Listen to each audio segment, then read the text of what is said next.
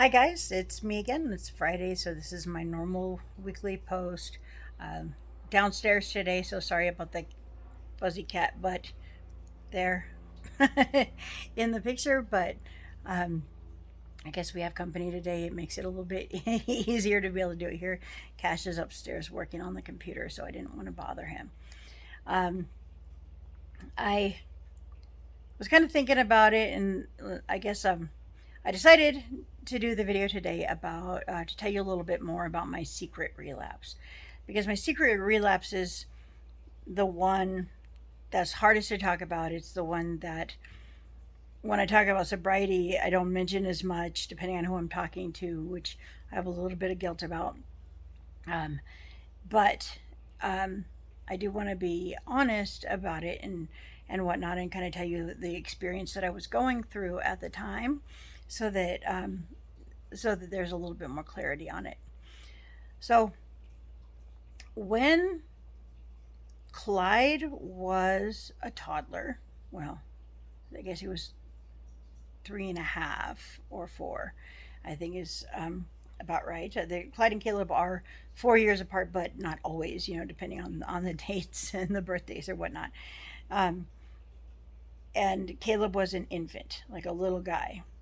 It was after I was done breastfeeding, so he was at least 6 months old. So I guess Clyde would have been a little past 4. Um, I When I was with James, he was originally in a program. He was in a 3-year program called the SOP program, or Serious Offenders Program, and he seemed like a really good choice and a really good fit for me because he was super, super dedicated with this program. I mean, to the point where he made me feel guilty if I wanted to skip a meeting or something because he kept telling me I wasn't doing my program properly. And he's the one who got me to get more involved with the program and really put my whole self out there in the first place. Um, so um, we were together again for several years. He was near the beginning of his program when we did get together, and we lived really well together while he was sober. And about a month or so before he graduated his program. Now, keeping in mind, I should have seen some red flags along the way. His program required there to be a breathalyzer in every car that was in the house. And there was a fee for that, a hookup fee, which was like $90. And then it was like $90 a month after that as well to keep the thing in your car. So he wanted to move in with me, but he made me pay for my own breathalyzer in the car. Sorry about that little bit of weirdness. I was getting a phone call from my broker, and it was something that I couldn't ignore. So I apologize about that. That was super weird. But, anyways, so he made me pay for my own breathalyzer in the car, which was kind of ridiculous considering it was his program, and he was the one who insisted on us moving in together right then, and he acted like it was my bill. Um, there was also the fact that even though he insisted that we split all bills, we didn't put our money together, we split all bills down the middle, so 50% of everything. Okay. But I had to pay for all the groceries. He didn't help pay for groceries. That was apparently my job. So he paid for his half of the bills, but he'd never brought groceries in the house. Not only that, but I had to go buy the groceries, and he didn't even get up off his ass to bring them upstairs in the apartment that we lived in. I went up and down the stairs several times. Um, at this time, I was pregnant, and then we had Clyde, so I had a baby to tote up and down. So, yeah, he didn't even help me carry up groceries. He'd sit on the couch and watch me take 3 or 4 trips up the stairs full of groceries. And I put $200 or $300 a week in groceries myself.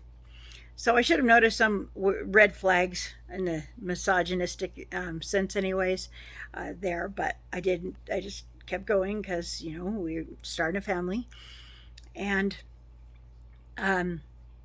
so about a month before he got out of his program, and again, I was either pregnant with Caleb at this time or he was an infant. It's hard to get the timeline exact, but um, we had gone to a casino to cash my paycheck and his paycheck. And we were walking by the bar, and he stops and he looks up at this huge bottle of vodka. And now keep in mind, he hasn't had a drop or anything. He's been preaching sobriety, 100% sobriety, and getting involved with sobriety for years to me. And he says, I can't wait until I graduate this program. I'm going to come buy that bottle right there and I'm going to drink the whole thing. And I was like, whoa, whoa, whoa, whoa, whoa, whoa, whoa. You're not even talking about, going out and having a drink and hanging out. You're talking about getting yourself plastered the second you finish your program. Where did all this come from? And he's like, oh, I'm just kidding. And I was like, automatically alarmed. And then he starts talking about his best friend, Joey. I don't know, my eyes are so weird in this. I'm trying to look at the camera itself, but it keeps looking weird to me. I hate the sideways view. It's super strange.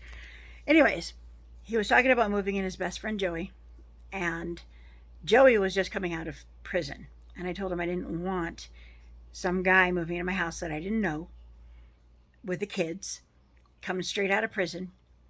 And he basically started calling me names for what a terrible, horrible person I was. We, along the way, I'm trying to remember which was which. So the house was first, and we at this point we moved from the apartment into this big 4-bedroom house. And he was trying to move Joey into there, and I just didn't want him there. His brother already lived with us, and they were already ganging up on me. We were already fighting a lot.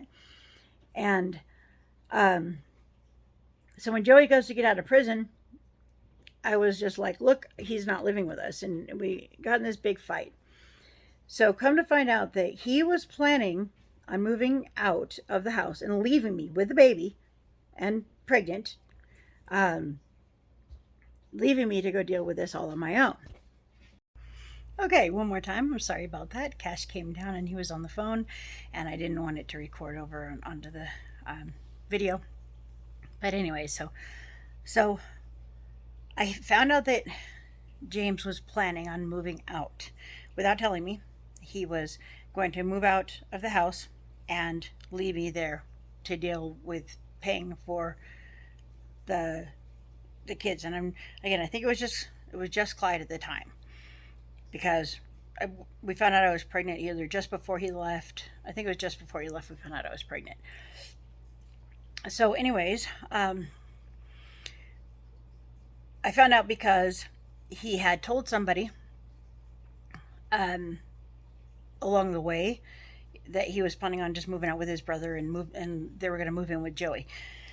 They were going to leave me with a $1,400 rent, and that house had like a $600 power bill and not even tell me about it. Nothing. So I played him at his own game, and I went behind his back and I found people to move into the house, and he moved out of my bedroom. He moved into the office, the extra spare bedroom for himself. So he broke up with me over this.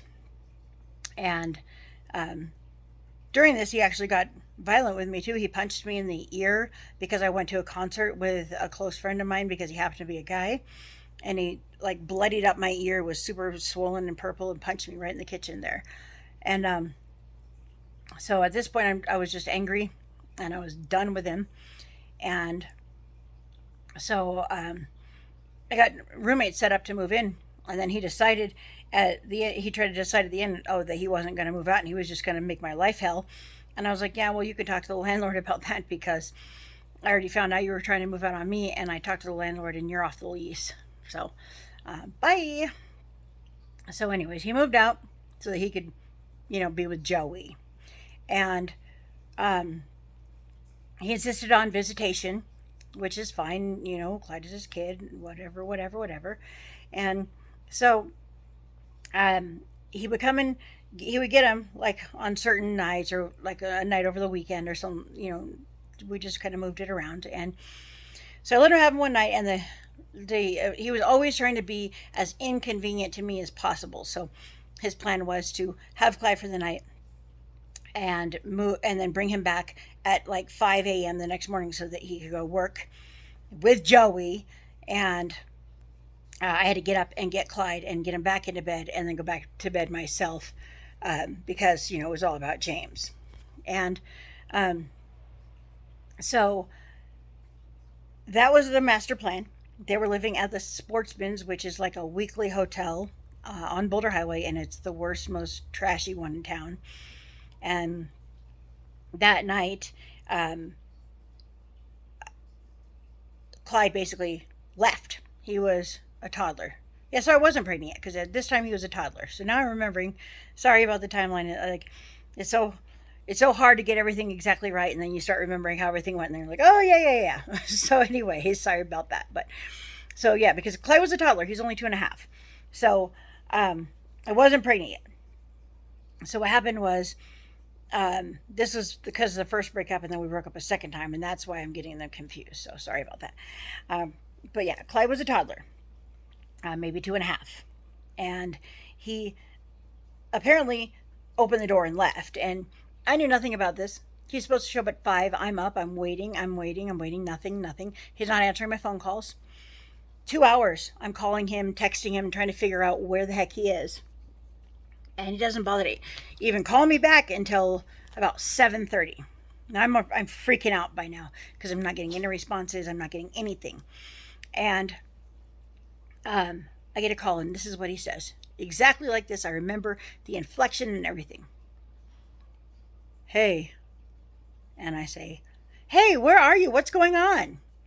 Clyde wandered off. That's it. Like, what do you mean he wandered off? He's 2.5. What do you mean he wandered off? What are you talking about?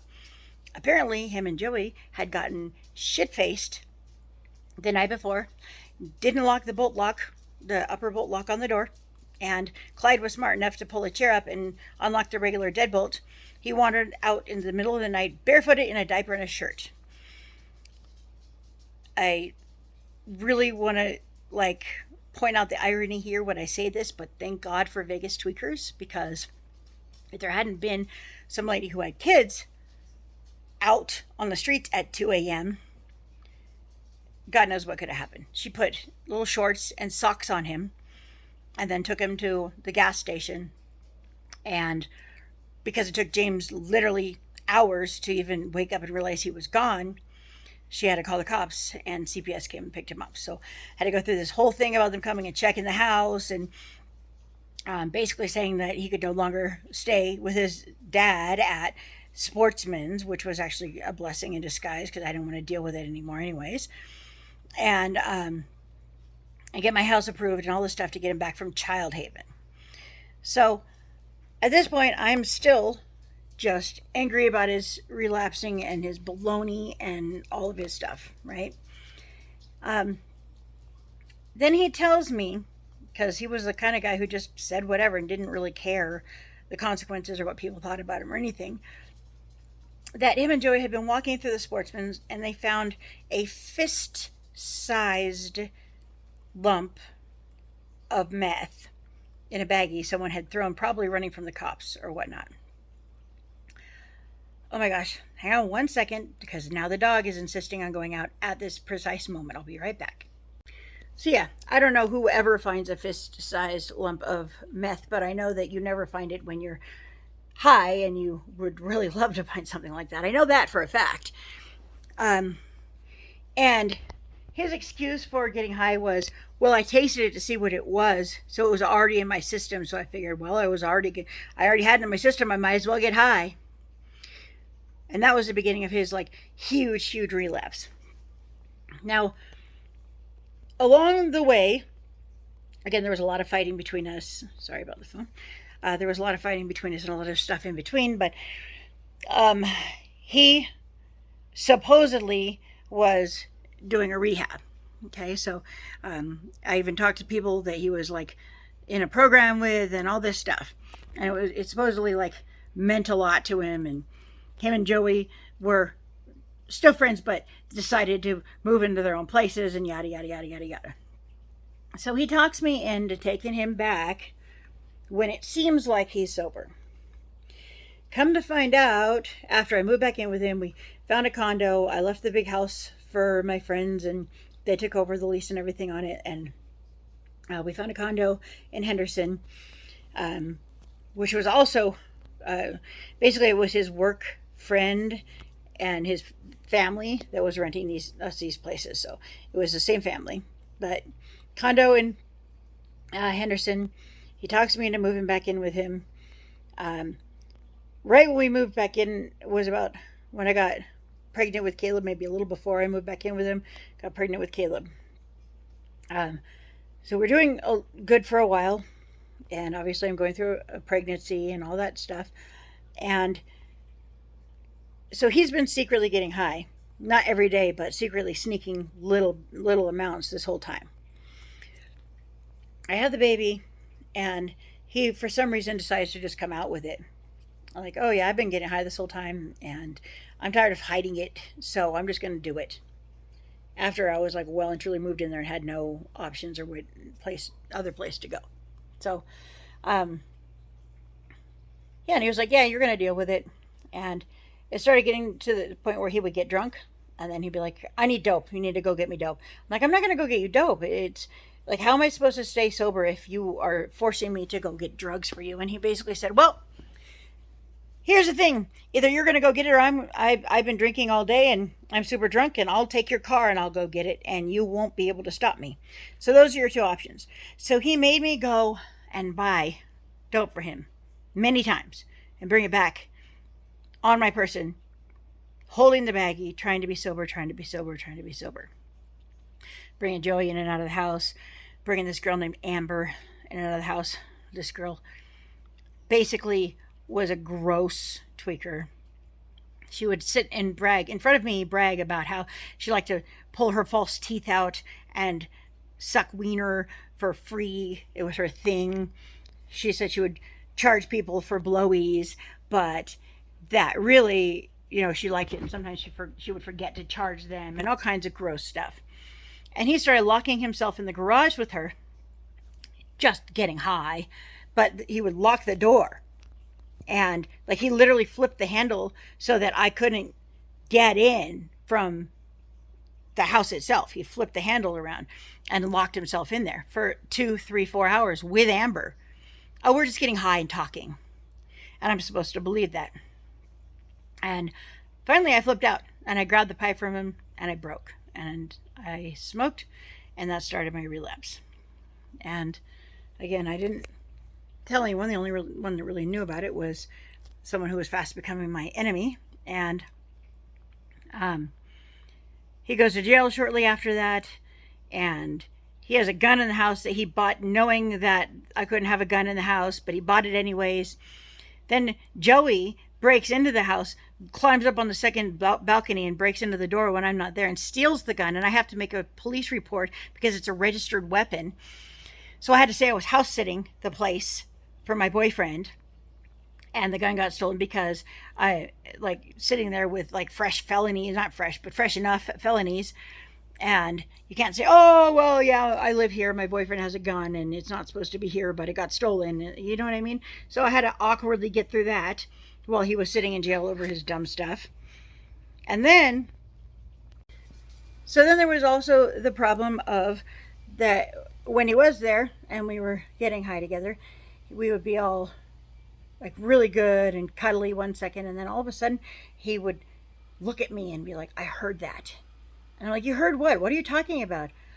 I heard you say, and the things that he said that I said about giving oral to the neighbor, having sex with people that lived in the walls. He believed this stuff. I didn't know until way later that he had schizophrenic tendencies, and by doing methamphetamine, basically what that did was it woke him up. So he was fully schizophrenic. By the time I had to get out of there, it was, he got out of jail and we were fighting and it was a war and it was scary and it was terrible. Then I have the baby, and when I have the baby, I remember one time he So he shoved me out of the house with both kids inside. My car was locked in the garage. I couldn't get to it from the outside. No shoes on, no purse. All I had was my cell phone that happened to be in my pocket. Shoved me out of the house and told me, I don't care. Whatever. Call someone who cares. I was out there for hours before I finally broke. I called Annie and freaking out, and she came and got me, and they pounded on the door until he let us in. I was screaming at the door. The cops were called, all kinds of stuff. He's withholding my kid from me, who needed to be taken care of a lot better than him just staring at him. I just. So, and just so you know, no, I did not break before I was done breastfeeding or any of that stuff. I broke afterwards. He was already well past weaned. I didn't do anything creepy like that. I do have my limits. Believe it or not, even then I had very strict lines in the sand that I would not cross, and that was one of them. But that's why it's hard to like get the timeline right, because I know I was not breastfeeding, but I know he was still a little baby. You know what I mean? And it was a whole freaky time. And all these instances, I don't remember what happened in what order either. I just remember they happened. Um, so eventually it was too much, and I think that this little incident was like the last straw, because I ended up packing bags, taking the kids, and getting my purse in my car and getting out of there. And that was like the end of the end for us. And I shouldn't have taken him back in the first place. I shouldn't have believed him in the first place. I just want you all to know that if you break up for a really good reason, like if you break up because the time is just not right or something, then maybe there's a chance for reconciliation later. But if you break up because the core of you knows that this is a terrible idea and you get terrible feelings, and it just, you're never happy, then don't let them sweet talk you later and get back into it, because it just gets worse the next time around. It's worse and it's harder to get out. So anyways, I got out. I got into an apartment back in Vegas, not in Henderson, and I started getting my stuff together.